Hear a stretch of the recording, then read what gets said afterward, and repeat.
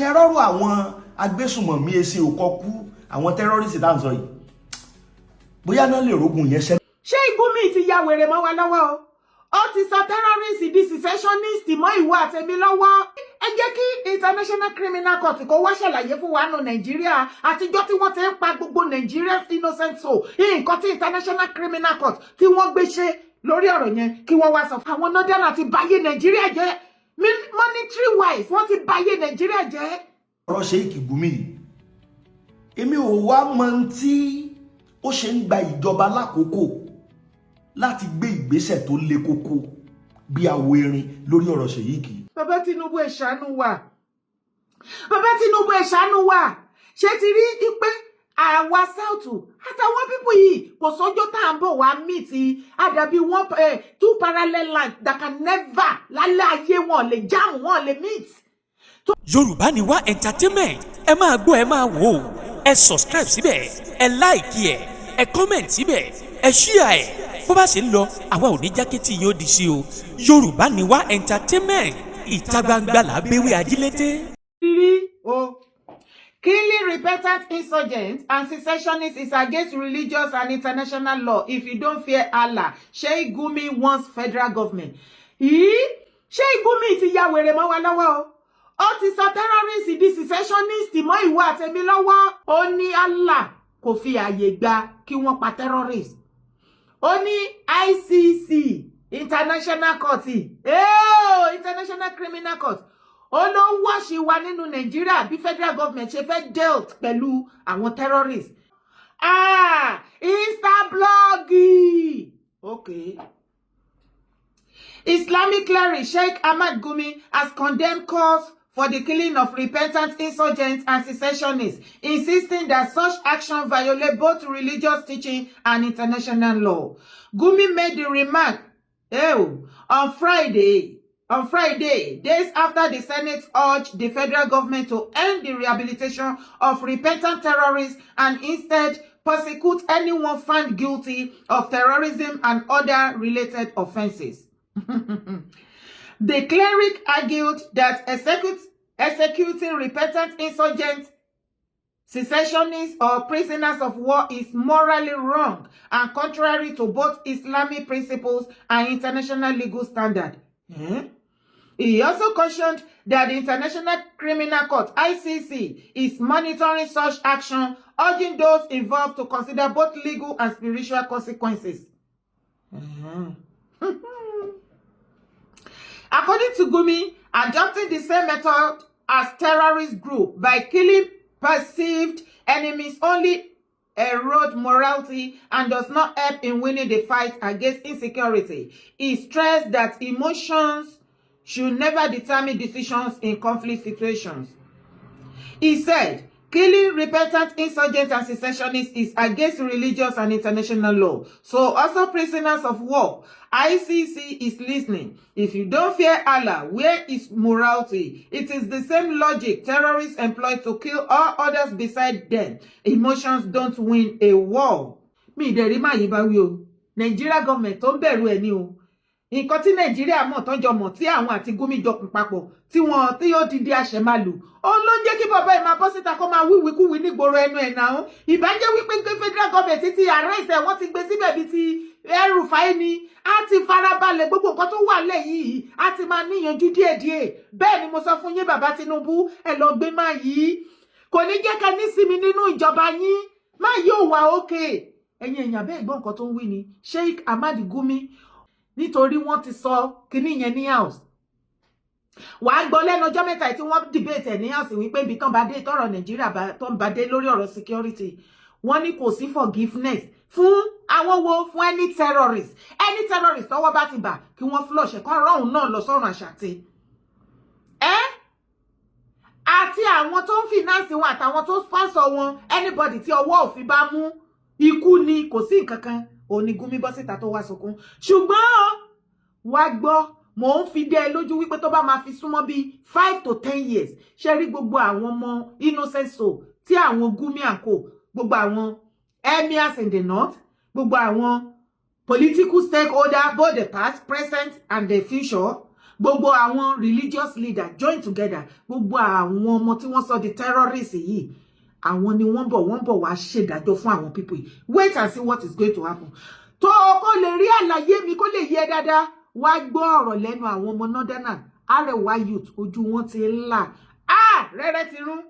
Wọ́n tú àṣírí àṣẹ àwọn emirs, religious leaders, political class, àwọn mẹ́tẹ̀ẹ̀ta náà kò láì papọ̀ tí wọ́n bẹ̀rẹ̀ sí ní brainwash àwọn northern youth. Wá gbọ́ irọ́ burúkú bí wọ́n ṣe brainwash wọn wípé ọ̀tá ni àwa Yorùbá àti Igbo, every southerner ọ̀tá la jẹ́ fún wọn, àwa la fẹ́ pa wọ́n, àwọn làwọn lè gbà wọ́n là, àwọn ni Ọlọ́run wọn. Tẹ̀lé mi kó wá gbọ́ lẹ́nu wọn. This video is a wake-up call to the youth of northern Nigeria. I want to talk to the youth of the north today. Not to attack you, not to insult you, not to score political points. I am talking to you because I am watching you die. I am watching you kidnap each other for ransom and post it online like it is entertainment. I am watching your villages burn. I am watching your children beg on the streets of every city in Nigeria and beyond. I am watching you carry weapons for men who sleep in mansions in Abuja and send their own children to universities in London. And I need to ask you one question before we go further. After 60 years,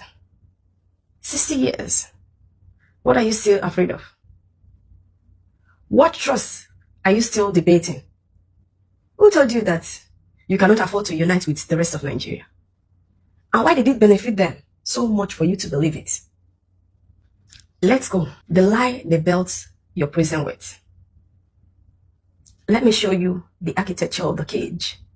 The elite of the North, the political class, the retired generals, the old guard that has rotated power among themselves since independence, built your loyalty on one foundation.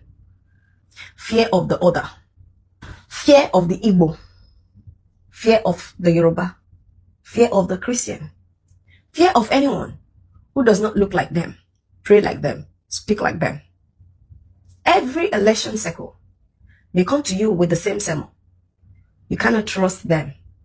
They want to dominate you. They want to take what is yours. Vote for us. We are your protection. And you voted, and they won. And after 60 years of rotating presidency, northern generals, northern head of states, look around you. The North has the highest number of out-of-school children of any region on this planet. Not in Nigeria, on the planet. The North has the highest poverty rates in Nigeria, the highest malnutrition rates, the highest maternal mortality rates, the highest rate of banditry and kidnapping. They told you that your enemies were in the South. But the people who kept you poor are sleeping in your own backyard. Let me cite something for you. Bandits have been recorded boasting. We send our boys, and sometimes people from the city bring the money to us. Sometimes we send it to Dubai. That's a brag by bandits. People from the city. Those are your elites. The ones telling you to fear the Igbo man. The ones using your children as cannon fodder to clear land for their mining operations. And it is not just local elites. Another citation. Collaboration between politically connected Nigerians and Chinese corporations in illegal gold mining is driving rural banditry and violent local conflicts across the Northwest and North Central region. Chinese nationals were arrested in Zamfara for illegal mining. Then, political godfathers pressured the government to release them. Your politicians releasing foreign criminals who were looting your land. Number 4, the Western education lie. Now let me address the weapon they used to keep you blind. They told the poor of the North that West education is haram, that it is forbidden, that it corrupts the soul.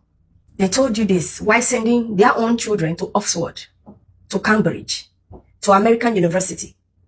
They kept your children out of school, so your children could not read the contracts, could not understand the mining license, could not ask the question that will expose what was being taken from under their feet. Researchers have confirmed that a poor governance structure and a lack of income generating opportunity for youths are the factors that lead to the situation where groups of informants and security personnel collaborate to ensure that banditry and illegal money align to wreak havoc. Of course. They manufactured the poverty. They manufactured the ignorance. They manufactured the violence. And then they used the violence to take the resources that should have ended the poverty. This is not an accident. This is a system, a deliberate generational system designed to keep you exactly where you are, useful, afraid, and poor, so that the rest of us can suffer with you people. Meanwhile, they fund from Washington, they use their money to fund Boko Haram, to tell you book is a sin. They fund it with their money to keep you ignorant, so that we, the rest of us, can suffer in this geopolitical expression called Nigeria. Number 5, the unity they always prevented. I want you to think about one moment in Nigeria history. Only Allah kò fi àyè gbà kí wọ́n pa terrorists. Only ICC, International Court, International Criminal Court. Ono washi wa nínú Nigeria bí federal government ṣe fẹ́ dealt pẹ̀lú àwọn terrorists. A Muslim Yoruba man who won the North, who won everywhere, who spoke to something deeper than the division they have spent decades building. They annulled it. They have never allowed that moment to happen again. Every election cycle, they make sure the North is fighting the South. The Muslim is fighting the Christian. The Hausa is suspicion of the Igbo. Because the moment you stop fighting each other, the moment Arewa youths look at Ododowa youths and Biafra youths and see the same hunger, the same stolen future, the same elite sitting on their wealth, that is the moment the whole system collapses. They are not afraid of your weapon. They are afraid of your unity. And your unity is your greatest weapon. So I am speaking to you directly. Arewa youths, the ones dying in the fields, the ones carrying guns for men who will never carry guns themselves, the ones begging on streets, paved over mineral wealth that belongs to them. After 60 years, what are you still afraid of? The oil money is gone. The world has moved to lithium, to gold, to the mineral sitting under your feet. And the same people who told you the oil was Nigeria's lifeline, they are already positioned to steal what comes next, while you are still fighting the war they designed for you. You are not poor because Nigeria is poor. You are not poor because the South is stealing from you. You are poor because the people who looked like you, pray like you, speak like you, have been looting your land, funding your killers, and keeping your children out of school. And they tell you to blame someone else. That ends when you decide it ends. The power is in your hands. Shota èèyàn mi, ṣẹ́rí bí tá bára wa, inú tèmi tiẹ̀ ti wá ń dùn sìn. Torí if people like us, or we from the South, tá bá sọ àwọn àlàyé wọ̀nyí, á máa dàbí ẹni wípé we are saying all those things in order to protect the southern part of Nigeria. But now that the Arewa youth are coming out to spill the beans, what can the northern part of Nigeria say to this? Unashamed they shame me. The northern emirs, the northern political class, the northern religious leader, all of them collided together and destroyed Nigeria. Look at everything the landlady said. Jesus Christ. Wọ́n jẹ́ kó máa yé àwọn youth wọn, gbogbo àwọn Arewa youth abájọ. Gbogbo àwọn youth yẹn wọ́n rí gbogbo àwa Southerner bí number 1 enemy wọn ni o. Ṣé ti rí bó ṣe brainwash wọn wípé àwa Yorùbá o, àwa lọ̀tá wọn, àwọn Yíbò o, àwọn lọ̀tá wọn o, àwọn northern leaders and elders o, àwọn ni Ọlọ́run wọn kékeré tó nífẹ̀ẹ́ wọn o. Yet they only they only remember them only every 4 years tó bá ti fẹ́ ṣe presidential election. Ìgbà yẹn ni àwọn northern leaders and elders máa rántí pé masisi kan wà níbì kan ní northern part of Nigeria. Still shameless set of people. Ṣé bó ń gbọ́ lẹ́nu ara ẹ̀? The northern part of Nigeria is the most poorest in the whole world. Jesus Christ! Kò sí irú iye solid minerals kan tó wà láyé tí wọ́n wà tó make owó burúkú lọ́wọ́lọ́wọ́ tí ò sí ní northern part of Nigeria. Yet, globally, northern part of Nigeria is the most poorest. Shame they shame me. On behalf of the northern part of Nigeria, I am ashamed. Oh God, ojú tì mí. Ojú tì mí that they call of all of us one Nigeria. Ibo láti jẹ́ one Nigeria. Torí àwọn eléyìí ò ní jẹ́ kí ìran ọmọ Yorùbá kó grow láyé. The moment a bá ṣe pera wa ní one Nigeria, kò sí ọjọ́ tí any part of Nigeria tó máa grow because of this animal set of people. I am telling you. Ṣé bẹ́ẹ̀ rí nǹkan tí wọ́n sọ fún àwọn youth wọn? Ṣé bẹ́ẹ̀ rí bó ṣe brainwash wọn? Èyí tó wá tẹ̀ wá sú mi nínú ọ̀rọ̀ wọn ni wípé, according to this our sister, they are the one who sending the bandits to kill people, to kidnap people, most especially when some of them are very broke or they feel like they want to spend a new money. Wọ́n á gbé àwọn terrorists ọmọ wọn dìde, wọ́n á ní kó lọ kidnap. Wọ́n gba ransom, gbogbo owó tí àwọn ọmọ yẹn náà gbà as a ransom, majority wọn kò sí owó yẹn lọ́wọ́ wọn. Peanut báyìí, òun ni wọ́n máa ń yọlé wọn lọ́wọ́. Ọ̀pọ̀lọpọ̀ wọn tẹ́ ẹ rí tán display owó online nítorí wọ́n ṣe gba owó yẹn wọn tí lọ kó fún àwọn ọ̀gá wọn. Òun lẹ ṣe rí. Ṣé ti rí bí ó ṣe bá yé wọn jẹ́. Ẹ wá rí wípé lẹ́nu ìgbà tí wọ́n ti wá discuss ẹ̀ ní house sí pé any terrorist tọ́wọ́ bá ti bá pé pa ni. Kí lẹ rí tí àwọn northern governor tí wọ́n tún change sí. Torí ọ̀rọ̀ wípé gbogbo àwọn repentant terrorists tí wọ́n sọ yẹn ò ní fẹ́ mọ iye owó tí governors tí wọ́n fi ń gbà lọ́wọ́ federal billions of naira. It's about money. Ṣé wọ́n ṣépè owó fún yín ní northern part of Nigeria ni? Yeah, this time àwa Yorùbá a máa pariwo àwa la kówó Nigeria jẹ. June 12, 1993, Moshood Abiola. The one time Nigeria came close to a genuine national unity that crossed tribe, religion, and region. Gbogbo economic problem that we are facing today, it is this set of these people, the northern part of Nigeria, that are causing us economic problem. They are still the one giving us insecurity. Kò sí nǹkan rẹ̀ kan tó jáde láti north bí ó ṣe ikú ìbànújẹ́ ọ̀fọ̀ àti ìpayín kékeré. Yes, ẹ máa rí wọn, wọ́n á máa lanu pa, wọ́n á máa pàdé, wọ́n á máa lanu pa, wọ́n á máa pàdé. Ìgbà tá a rí àwọn tó lè dìde, kó dìde ní south, kí wọ́n dúró bí ọmọ kan, kó tí kí bójú ìyá láyà wọn. What is the meaning of all this?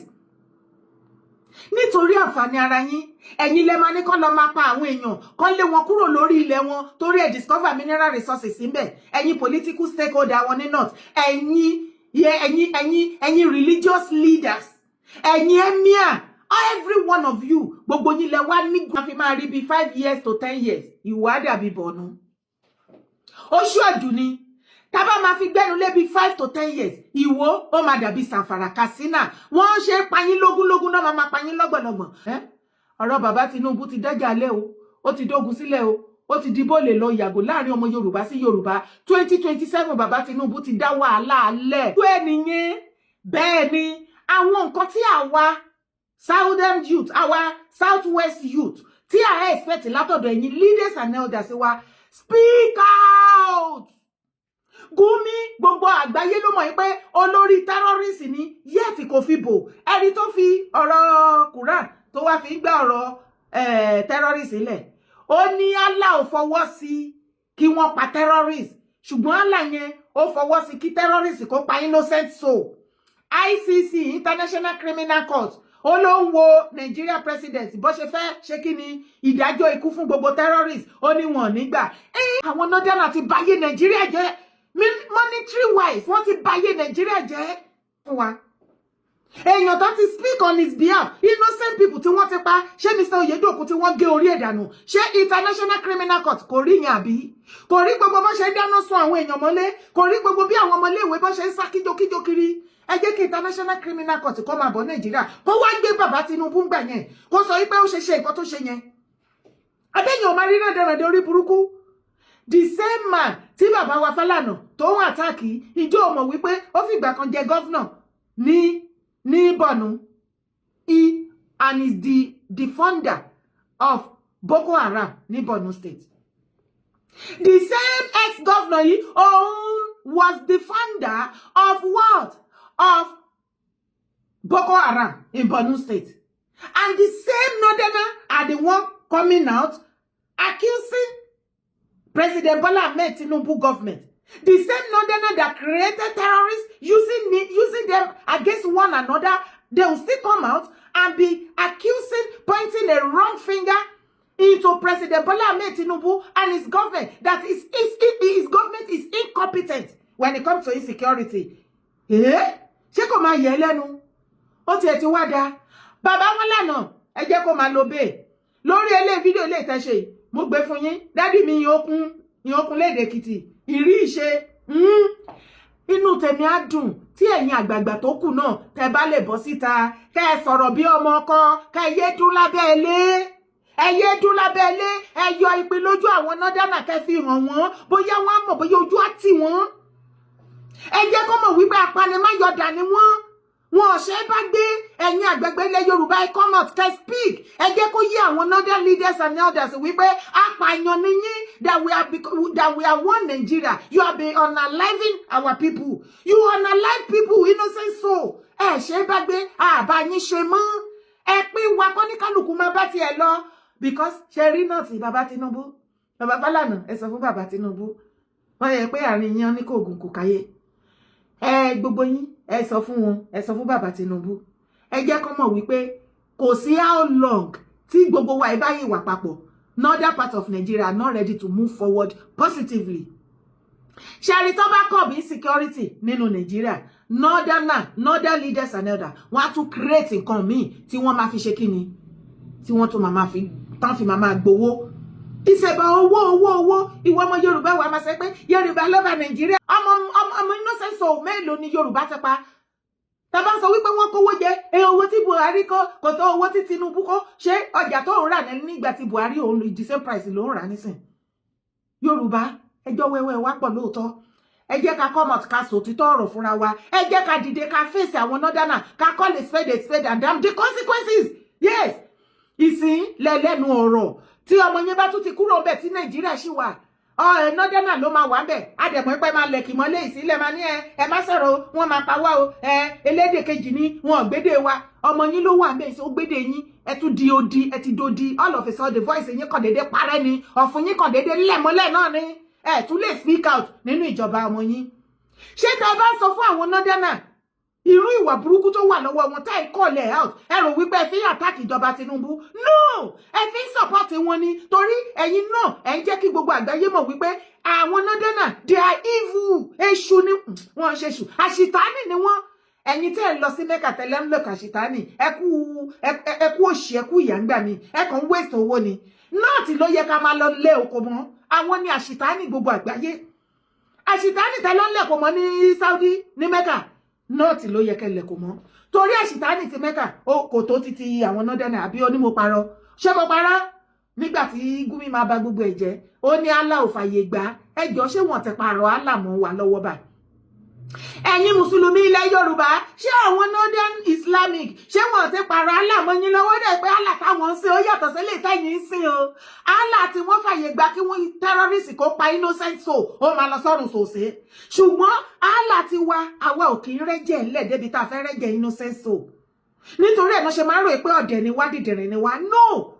Ẹ̀mí èèyàn ṣe iyebíye lọ́wọ́ wa, máa ń ronú bí èèyàn, àwọn ń ronú bí ẹranko. Báwo ni Allah ti tọ̀dọ̀ wọn ti ṣe wá yàtọ̀ sí tọ̀dọ̀ tiyín? Ẹ̀yin fanatic ọ̀dọ̀ wa tó bá jẹ́ irú Allah ti náà tí ó lẹ fẹ́ gbé wá sí ilẹ̀ Yorùbá, gbogbo yín pátápátá la máa fi palẹ̀ ogun ilẹ̀ Yorùbá mọ́. Ẹ̀jẹ̀ yín ló máa fọ ilẹ̀ Yorùbá mọ́. Bí gọ́fìmẹ̀ntì ò bá ṣe, táràlú ò lè ṣe, onílẹ̀ á dìde, á pè yín sọ́dọ̀ lójijì.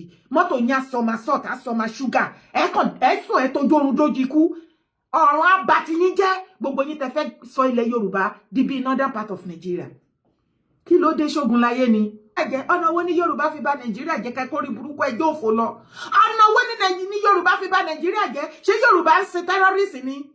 Group oríṣiríṣi tẹ́ fi terrorize innocent soul, tẹ́ fi terrorize the owner of Nigeria. Ẹ wá fẹ́ transfer kìíní yẹn, ẹ fẹ́ extend it to the southern part of Nigeria. Ìdí nìyẹn tẹ́ bá rí Olúwo Sheikh Gunmi Olúwo àti Sheikh Gunmi Mufti Ìwó. Mo fẹ́ kẹ́ fúnra o.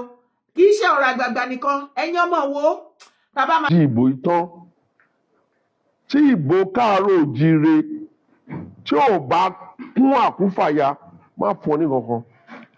Ìwọ̀nba tí òfin sọ pé kó fún wọn ni kó fún wọn. Because gbogbo madness tí Sheikh Gunmi Olúwo àti Mufti Ìwó tí wọ́n perform àtàwọn tó kù tó sásá bẹ́ẹ̀ tó sásẹ́yìn tó fẹ́ gbójú jáde. Ẹ̀rọ ipá àmùyín.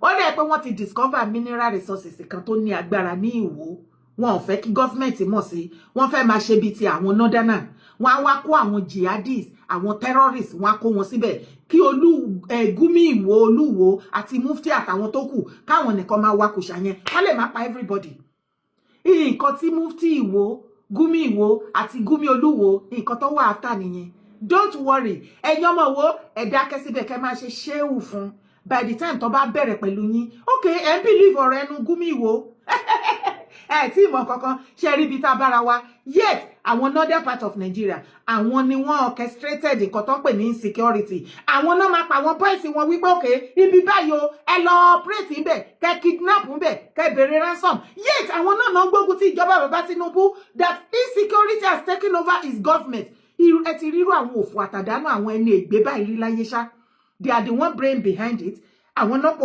olè kó wájà àwọn náà polóko kó wá mu báwo la ṣe ń dúpẹ́ lọ́wọ́ ẹni tó ń gbani tó tún ṣe ni ẹ gbà mí àwa ní ká ẹ wá fọ́ọ̀sì wa papọ̀ bàbá Tinubu ẹ tètè máa bá rí jọ́nà ni ẹ lọ ẹ máa pín ire kẹ máa láre kó máa lo bẹ́ẹ̀ ibẹ̀ nìkan kan là ń lọ ó ti di woro sí woro tó ẹni orí yọ ó dilé o a máa pàdé wá wo fídíò. ṣàbàdàn ìwọ̀nba yẹn gan wá fún wọn ní mínísítà gidi minister of state ní kò bench wọn sí torí àwọn èèyàn kò lè máa sáré ní òkè ọya kọ́ máa lérí léka pé níbí báyà ní 2 million vote náà fẹ́ fún ẹ kó wá gba 2 million vote náà bẹ́ẹ̀ káwọn tán ní iṣẹ́ kọ́ máa ro ẹjọ́ wèrè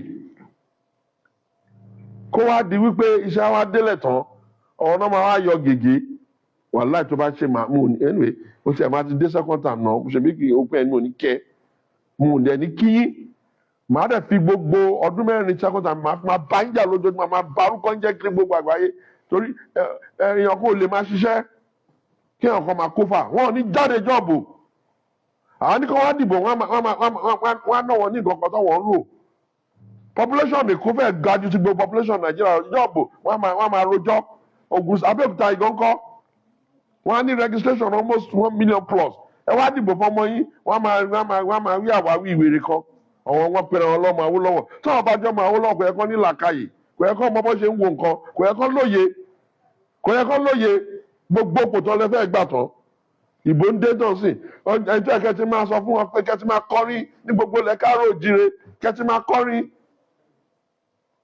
ẹjọ́ bá níbà yín dìbò yìí kẹ́ ti kọrin fún wífà lè jòkó lọ àti ṣàṣàrà ìjọ ọ̀lẹ̀ yìí mọ̀ tó ọmọ yín tó máa tún débẹ̀ ọlọ́tẹ̀ ni wá ná ọlọ́ọ̀jọ́ tó láyé tó lọ́run tó bá tẹ̀lé ìlú tó tẹ̀wọ̀n bàbá ni wọ́n jẹ́ kọ́tẹ̀ kúrò lẹ̀ Yorùbá iṣẹ́ yín ni kẹ́ tètè yọ oṣù káàtì kẹgbẹ́ irú kan tẹ ṣe fọ́bàṣánjọ́ náà ni ẹ̀ tó yẹ pé kò aṣọ tó fẹ́ pa kan kò lè rọlẹ̀ tààrà bàtà ẹ̀ ní fún ọ níbò tí èèyàn bá lọ tọrọ ọ̀bò nílé mo lọ tọrọ oúnjẹ nílé kejì ẹ̀yin wá débí ẹlẹ́yìn lẹ́ni mi tẹ́ bá ní mi ẹ kóbò jáde kárí náà àwọn tá a bá yín sínú ẹgbẹ́ wọn làǹbá ìpolongo ẹ máa jókòó sẹ́yìn máa ní kíní kan ṣé wọ́n sọ fún ilẹ̀ káàró jẹ pé ẹ máa jókòó tẹ́tẹ́rẹ́ yẹn kan máa fún yín lóúnjẹ ni tó o bá lè lọ sóko o lè mú báàgì cement kó lẹ̀ dúlé kó gbé nǹkan tó máa gbé cement kó mú ìtọ́ máa jẹ kó jẹ àṣà pálapàla tó ń rún ayé àwọn òkè ọya òun lẹ ti jẹ́ kó wọ bí.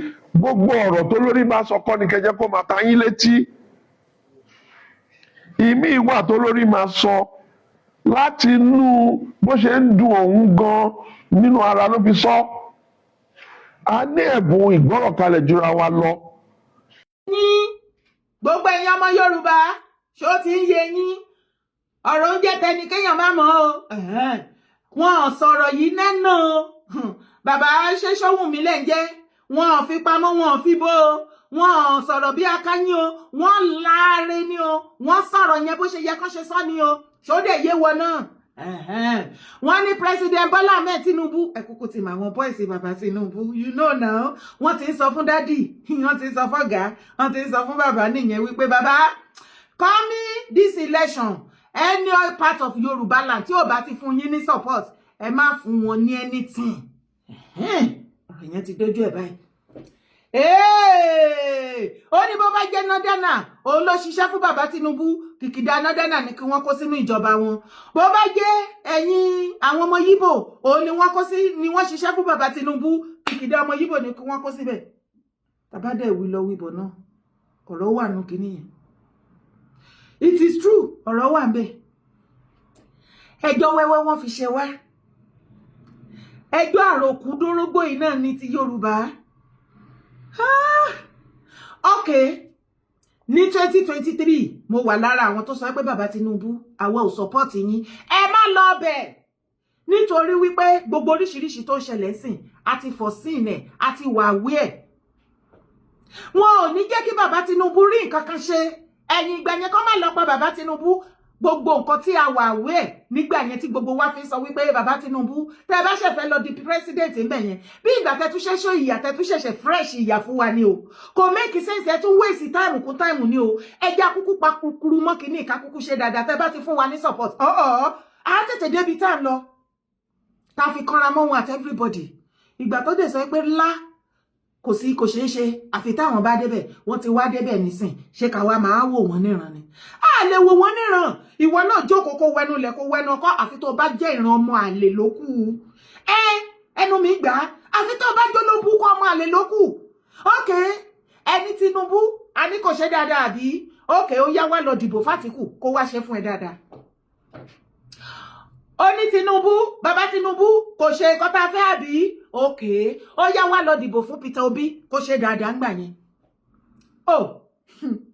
ẹ wá àbí Mákindé lẹ́yìn kan dúró dè ẹ́ẹ̀bà ẹ lọ bèrè lọ́wọ́ àwọn ọmọ Ọ̀yọ́ state àwọn náà lè ròyìn irú ìṣẹ̀dá tí Mákindé jẹ́ kan imagine tí Mákindé bá become president Gumi ló máa pàṣẹ fún yín ìdí nìyẹn tí àwọn bíi Mufti Ìwó àwọn Gumi Ìwó gbogbo àwọn Gumi set up of Yorùbá là gbogbo wọn náà máa wà in support of Mákindé torí ọmọ wípé tó bá ti wà ń bẹ̀ as a president bọ̀yìnbọ̀yì lọ́wọ́ Gumi kọ́ṣẹ́ máma sọ pé Sultan kò lè rí nǹkan kan ṣe lẹ́yìn kó náà kọ́ yọ toothpick lé lọ́wọ́ kán gbéwèé wá síwájú ẹ̀ kó máa sign ẹjọ́ ṣé Mákindé ló fẹ́ fèsì Gumi àbí ta ló fẹ́ fèsì ní northern part of Nigeria the only candidate tó lè ta wọ́n láyà bó ṣe ta wọ́n láyà sí tó bójú wọn jẹ́ tó fojú wọn gbolẹ̀ òun náà ni president Bola Ahmed Tinubu you know why kò ní the godfather kankan kò ní ìdí owó ẹ̀yìn àṣẹ̀ṣẹ̀ ń kọ́lé à ń ra mọ́tò à ń ṣe kinní kan tẹ́ bá ní wọ́n ìjọba wọn yáwó wàláhì Ọlọ́run bá ń gbọ́ àwọn northerner wọ́n ti báyé Nàìjíríà jẹ́ owó yíyá tí Tinubu yá kéré nínú nǹkan tí northerner tó ti fi Nàìjíríà ṣe nínú NNPC àwọn ni wọ́n kó pú owó ìjọba Buhari tó lọ wọ́n mú gbogbo ẹ̀ wọ́n gbọ́n yẹ́bẹ́yẹ́bẹ́ everything gbogbo mineral resources northern part of Nigeria kílẹ̀ rèé pọ́dọ̀ ogun tó dọdẹ tí northern part of Nigeria tí wọ́n ń ṣe terrorist lónìí tán fi ń para wọn oríṣiríṣi gbogbo governor náà ní group banditry tiwọn tán ní terrorist group tiwọn àwọn ẹni wọ́n ní terrorist group tiwọn àwọn political stakeholder wọ́n ní terrorist group tiwọn wọ́n wá fi hanra wọn léèmọ̀ wọ́n á dé wá shift blame lé any present government tó bá wà ńbẹ̀ tó jẹ́ president ṣé you see how terrible these people are tó bá wá jẹ́ bẹ́ẹ̀ nínú ìwọ̀nba àlàyé tí mo ṣe ṣé kìí ṣe Tinubu náà láì máa gíjẹ tó bá ní àwọn nǹkan tó kù tá a fẹ́ kán ṣe fún wa àbí àwọn nǹkan tá a fẹ́ kán ṣe tí wọ́n ti ṣe àwọn náà ni ká máa gíjẹ ká máa pariwo lé lórí ká máa fàtẹ́gùn sí ká dẹ̀ máa bẹ̀ wọ́n ká máa tù wọ́n ká máa bẹ̀ wọ́n ìjọ ká máa ju òkò láti bí tá a bá orí Aso Villa ìjọ kejì á dẹ̀ gbẹ́bọ̀ kàǹkà gbogbo ẹ̀ náà la máa kí bàbá lè understand nǹkan tá à ń fẹ́ ni kò ṣe pé arokúrò wọn àbí bí a fẹ́ bí fún wọn ṣe ti èrè lè tí bàbá ṣe ní tó Ògbómọ̀ṣọ́ yìí bàbá Tinubu mọ̀tẹ́ lọ́ọ̀fù rẹ báyìí aláwàláì bàbá Tinubu ipe àwọn ọmọ Ògbómọ̀ṣọ́ yẹn níbi tí Ṣèyí Mákindé ó lọ Bauchi ó lọ ṣe campaign presidency tó fẹ́ ṣe bàbá Tinubu kó àwọn èèyàn dìde wọ́n lọ gba àwọn ọmọ oríire lẹ̀ abiyagba ìkànsúnmọ́ abiyagba ìkànsúnmọ́ abiyamọ́ ní kíni ṣé gọ́fúnà ní Mákindé ẹ wo iye billions of naira tí Mákindé ti fi ẹ̀mí yín tó ti fi gbà èèyàn ọmọ Ọ̀yọ́ state lọ́wọ́ gọ́fúnmẹ̀ntì tí Òṣòkò bá wá tú àṣírí 30 billion ṣé Mákindé ready láti sọ anything fún yín ọ̀pọ̀ sísọ tó sọ náà ṣó sọ ó padà ṣe anything pú bó ṣe máa sọ ọ̀rọ̀ yẹn di wàhálà tó máa fi ṣe ṣàríà fún àwọn sultan òun ló fẹ́ ṣe tẹ́lẹ̀tẹ́lẹ̀ ọ̀rọ̀ iye yín ni bàbá Tinubu ló bà plan Mákindé jẹ́ bàbá Tinubu ló bá plan Mákindé jẹ́.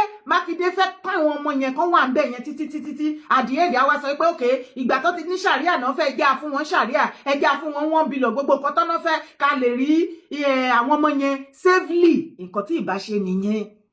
Ìbẹ̀rí tó lọ bẹ̀rẹ̀ campaign ní Bauchi ó fi lẹ̀ Yorùbá lẹ̀ kẹ́lẹ̀ bá wọn wípé òun àti àwọn northern terrorists customer dáadáa ni ṣùgbọ́n gbogbo ọmọ Ọ̀yọ́ láti sìn lọ títí tí Mákindé àfi kúrò ńbẹ̀ tẹ́ ẹ bá gbọ́ he terrorists wọ́n kidnap wọ́n ṣe anything tẹ́ ẹ bá lè ba ayé àti ojú Mákindé jẹ́ tẹ̀yìn tẹ́ bá yín.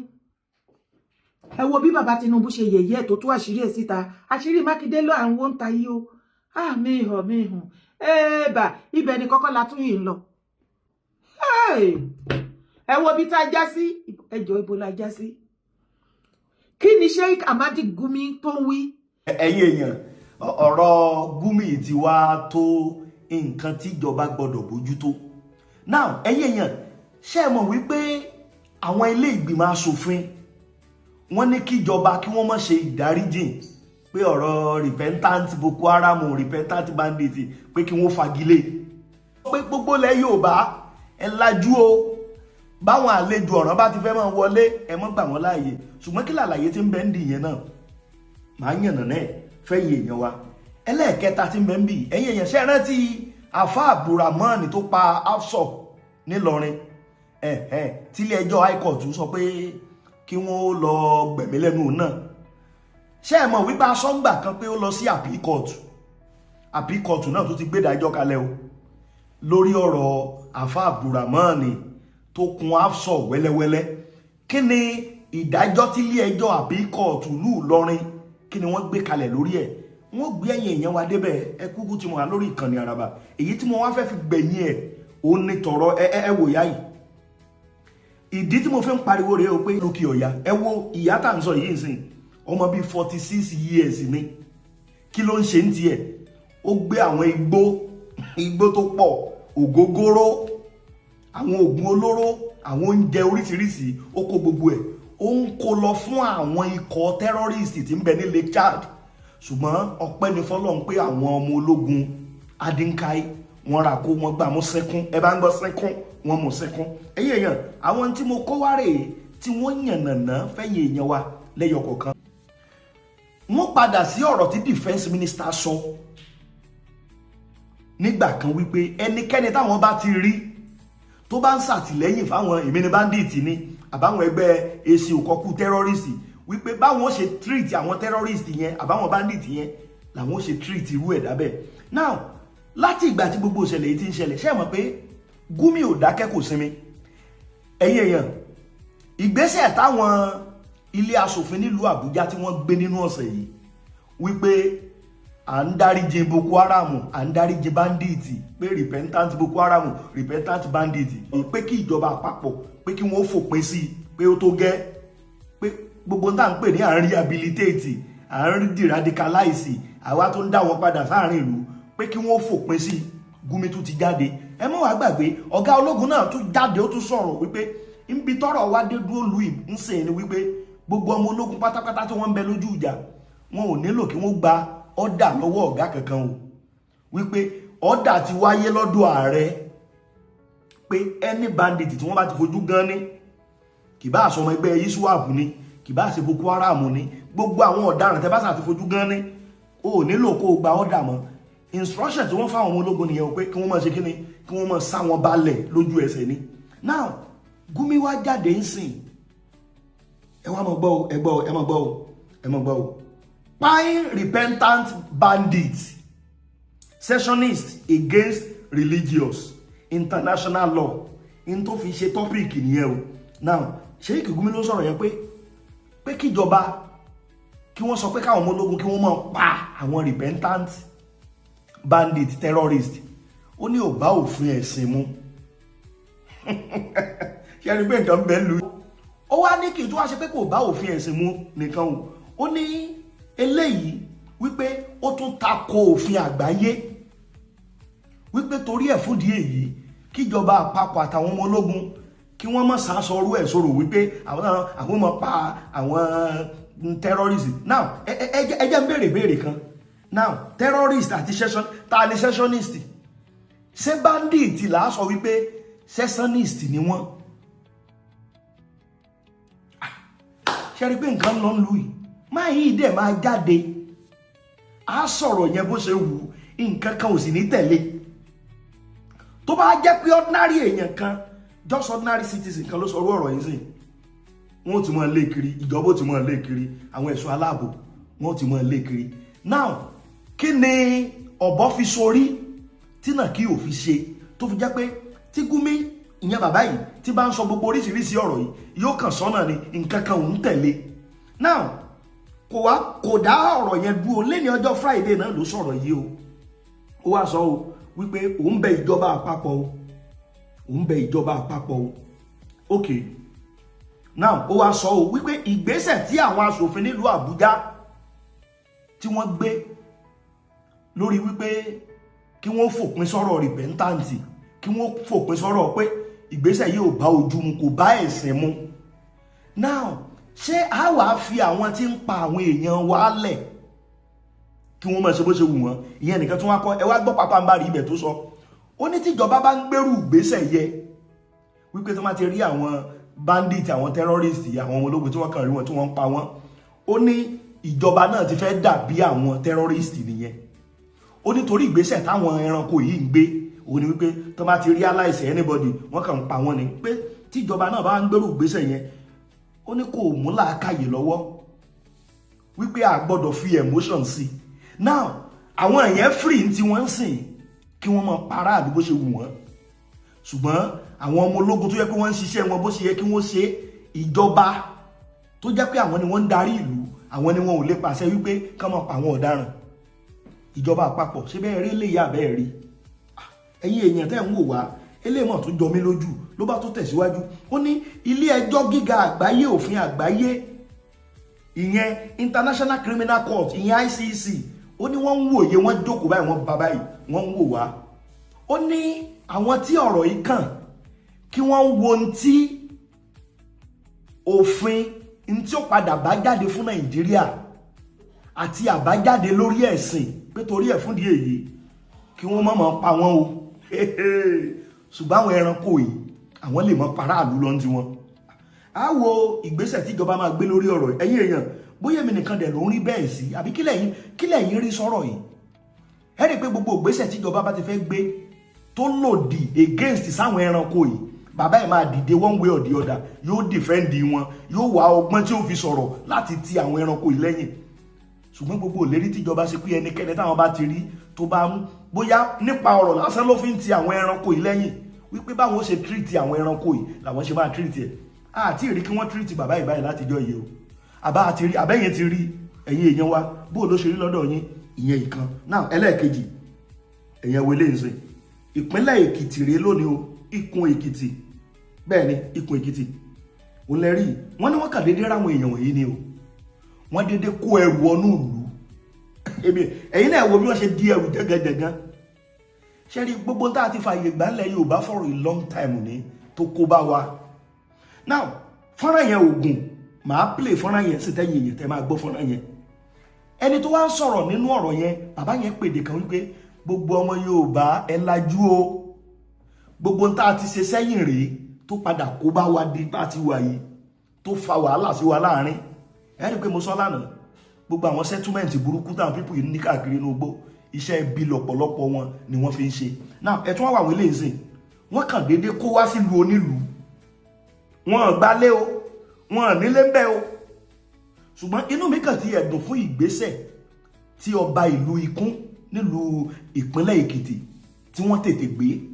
Ṣé bí wọ́n ṣe kẹ́rù wọn dé tí wọ́n ta kábíyèsí lólobó pé àmọ́ tó mọ̀ rú àwọn àlejò tó mọ̀ wọlé wẹ́wọ́ bítíbitì ẹrù tí wọ́n rù dé. Èmi ò bá kàn tiẹ̀ sọ fún wọn pé ó yẹ kí wọ́n ní kí wọ́n máa tú gbogbo ẹrù yẹn o, àbí kílẹ̀ yín wí ẹ̀yin èèyàn. Bóyá wọ́n dẹ̀ ti gbé gbèsè yẹn kò yé wa, ṣùgbọ́n fọ́nrán tá a rí ire Ìkún Èkìtì èmi ìníṣẹ̀lẹ̀ ìṣẹ̀lẹ̀.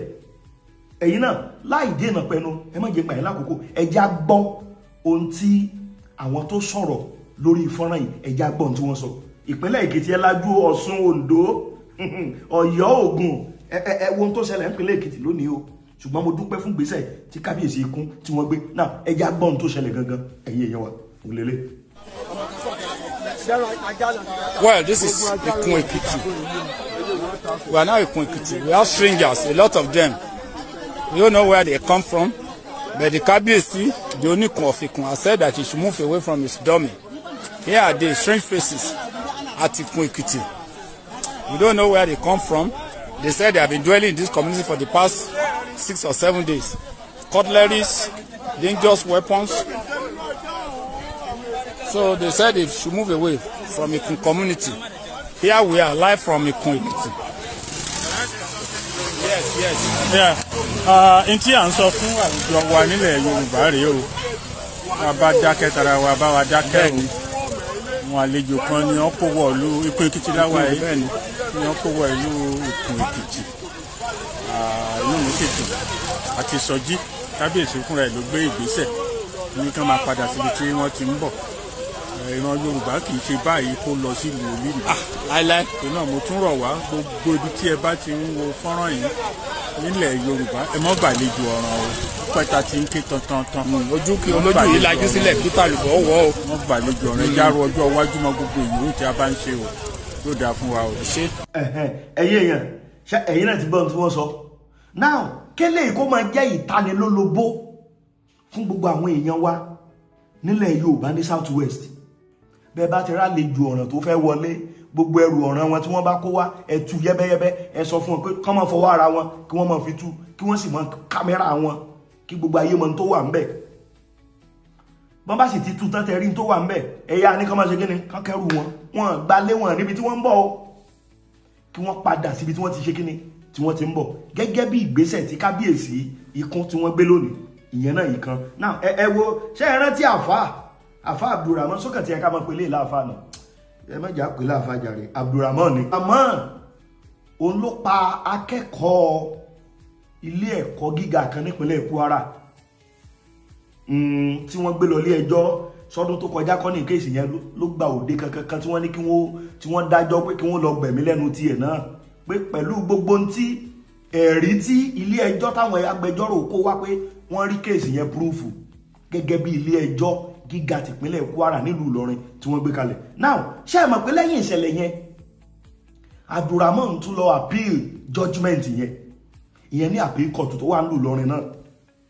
ṣùgbọ́n lánàá òde yìí l'appeal court ni wọ́n jókòó lórí ẹjọ́ wọ́n wá gbọ́n ẹjọ́ yẹn wọ́n gbọ́n yẹ́bẹ́yẹ́bẹ́ níbi tí Justice Gabriel Ọmọnìyí Kọ́láwọlé àwọn ló jókòó lórí appeal Abdulrahman lánàá. ṣùgbọ́n adájọ́ ọ̀hún sọ̀rọ̀ wọ́n ní pẹ̀lú gbogbo tó wà níwájú àwọn àti ìdájọ́ àkọ́kọ́ tí ilé ẹjọ́ gíga High Court Ìlọrin tó ti kọ́kọ́ gbé kalẹ̀ lórí ọ̀rọ̀ wípé Abdulrahman gangan lẹni náà tó pa sọ wọ́n wá sọ wọ́n níṣẹ́ rí gbogbo ẹ̀rí tí wọ́n kó wá pátápátá ó jẹ́ níhù. wọ́n wá ní adájọ́ ilé ẹjọ́ gíga ìyẹn High Court tìlú Ìlọrin ìdájọ́ tó gbé kalẹ̀ wọ́n ní àwọn kan sára sí adájọ́ yẹn torí pé wọ́n ṣe ẹjọ́ yẹn diligently wípé gbogbo tí wọ́n gbé wá gẹ́gẹ́ bí ẹjọ́ pé àwọn agbẹjọ́rò yẹn wọ́n proof case wọn beyond reasonable doubt pé fún díẹ̀ yìí àwọn fòǹtẹ̀lù ìdájọ́ tí ilé ẹjọ́ gíga High Court tí wọ́n gbé kalẹ̀ wípé kí wọ́n lọ yẹgi fún Abdulrahman lélẹ̀ tó túmọ̀ sí wípé ẹjọ́ àpíìlì tí Abdulrahman gbé lọ sí appeal court nílùú Ìlọrin wọ́n ṣe kíni wọ́n dá sí tàbí omi ìsanwó ni wọ́n ní ẹjọ́ tí ilé ẹjọ́ àkọ́kọ́ kọ́kọ́ dá àwọn faramọ́ bẹ́ẹ̀ pé kó wà bẹ́ẹ̀ kó dúró sórí ẹ̀ bẹ́ẹ̀ pé dandan ni wọ́n gbọ́dọ̀ lọ gbẹ̀mí lẹ́nu Abdulrahman apààyàn alápàtà Ìlọrin. kódà àwọn agbẹjọ́rò ìjọba gbogbo wọn ni wọ́n kúnlé ẹjọ́ lánàá ẹni tó jẹ́ attorney general fún ìpínlẹ̀ Kwara Senior Ibrahim Sulaiman ìyẹn attorney general tìpínlẹ̀ Kwara bákan náà látúndí agbẹjọ́rò mi Isa Sakari àtúndí chief state counsel ìyẹn BL Abdulsalam àtúndí assistant chief state counsel in the Ministry of Justice gbogbo wọn pátá ni wọ́n jókòó lánàá sí ilé ẹjọ́ o wípé tí ilé ẹjọ́ ìyẹn adájọ́ Gabriel tí wọ́n sì sọ wípé Abdulrahman fáfáfá fáwò pé wọ́n ṣe kíni kí wọ́n lọ sọ sí àlèdè ọ̀run ni kó jẹ̀bi ẹ̀sùn tí wọ́n fi kàn wípé ẹjọ́ tí wọ́n dá náà òun gangan náà làwọn náà tó lé lórí o gbọ́rọ̀ àpíìlì tí Abdulrahman tó pè bó ṣe lọ nìyẹn nílé ẹjọ́ àbíkọ̀tù nílùú Ìlọrin. Ẹ wá jẹ́ kí n fẹ́lẹ́ ìkádìí ẹlẹ̀ ẹ wo obìnrin yìí o ẹ wo obìnrin yìí o ẹ wo obìnrin yìí o nípínlẹ̀ Borno yìí náà ni o ṣùgbọ́n agbègbè tí wọ́n ti mú ẹ̀rí gbogbo tó kó ẹ̀wọ̀n tó wé ẹ̀wọ̀ fọ́nrán yẹn dáadáa ẹ̀rí pé wọ́n fi plaster àbí kí ni wọ́n ń pè solid tape wọ́n fi wé nǹkan kan wọ́n ní igbó tí ń bẹ igbó ló wé sínú ibẹ̀ yẹn o bíi 30 kilogram òun ló wé síbẹ̀ àwọn kẹ́ẹ̀gì ògógóró àtàwọn nǹkan olóró tí wọ́n ní àwọn èsì òkọ́kú àwọn terrorist ń lò lápá abẹ yẹn òun ló kó síbẹ̀ kí ló fẹ́ lọ ṣe ó fẹ́ lọ supply ẹ̀ fún àwọn iswap tí ń bẹ ní Lake Chad ṣùgbọ́n arábìnrin yìí kì í ṣe ọmọ Nàìjíríà wọ́n ní ọmọ bíbí orílẹ̀-èdè Chad ni ṣùgbọ́n bí tó ti wá fẹ́ supply nǹkan fún àwọn terrorist Nàìjíríà ni ìyẹn ní ìpínlẹ̀ Borno ṣùgbọ́n ẹni tó jẹ́ arábìnrin yìí ó ní wọ́n pe orúkọ ẹ̀ ní Mrs. Rachel Samuel ìyẹn nígbà kìrìsìtẹ́nì kan náà tó ti ń dáwọ́ pọ̀ mọ́ wọn ó lágbára o ẹ ti rí báyìí kìrìsìtẹ́nì ní wúmọ̀ ilé yìí tiẹ̀ supplier ni ṣùgbọ́n ó ti ṣe supplier dáràn ọwọ́ tẹ̀ lánàá àwọn operation Ladinkai ìyẹn àwọn ẹ̀ṣọ́ ológun tí wọ́n ń dojúkọ àwọn ikọ̀ iṣẹ́ òkọ́kú tí ń sọsẹ́ lókè ọya lọ́hùn àwọn ni wọ́n mú tọwọ́ tẹ̀ kódà ẹni tó jẹ́ acting military information officer ìyẹn Captain Mohammed Goni òun gangan ló ṣàlàyé pé bí àwọn ṣe rí kíní ìgbà o ó ní agbègbè tí wọ́n ń pè ní Mongunu A6 ní Maiduguri ó níbẹ̀ gangan ni operation àwọn ọmọ ológun ti ń lọ lọ́wọ́ kó tó di wípé wọ́n bá arábìnrin wọ́n gbà mú wọ́n ní ó ń wa ọkọ̀ lọ sí agbègbè kan tí wọ́n pè ní Kiwatandoron Baga Nkukawa local government area of Borno State agbègbè ibẹ̀ yẹn ni wọ́n ní ti ń wa mọ́tò lọ kó tó di pé àwọn ológun dàdú kí ló kó sínú mọ́tò kí ló wà ńbẹ̀ ló bá di wípé supply tó fẹ́ lọ kó fún àwọn èsì òkọ́kú tí ń ṣòro nípínlẹ̀ Borno òun ni ọwọ́ ti tẹ̀ báyìí wọ́n ti mú ẹwò bí ṣe ń wò bòròbòrò àwọn olòṣèré ìdí nìyẹn tí mo fi ń sọ wípé ṣẹ́rí àti rí ogun àwọn ẹranko yìí ṣẹ́ lókè ọya ọlọ́ngbọ́ ó máa hard torí ọ̀pọ̀lọpọ̀ aráàlú ló jẹ́ pé one way or the other wọ́n ti rí iṣẹ́ yẹn bọ́n ṣe ń supply wọn lóúnjẹ supply ológun olóró ṣe gbogbo ẹ̀ wọ́n ti rí bí opportunity wọ́n ti rí bí okòwò wọ́n ti rí bí ọ̀nà láti méèkì owó lélẹ́yìí eléyìí tó túmọ̀ sí pé àwọn aráàlú gan one way or the other wọ́n ń support wọn ṣùgbọ́n inú mi dùn àwọn ọmọ ológun Nàìjíríà mo gbóṣùbà káre fún yín bọ́mọkùnrin ṣe ń ṣe lẹ́sẹ̀ ṣe ẹ tún mọ Ọlọ́run yóò tún mọ fún yín ṣe sí lágbára Ọlọ́run wọ́n ti mú ẹ̀yin èèyàn àwọn tí mo wò pé àwọn ìròyìn jàǹkànjàǹkàn yìí àtúgbọ̀rọ̀ bo eléyìí mọ́ra o pé ká jẹ́ kẹ́yìn èèyàn wa ká jẹ́ kẹ́ ẹ mọ̀ tí ó ń ṣẹlẹ̀.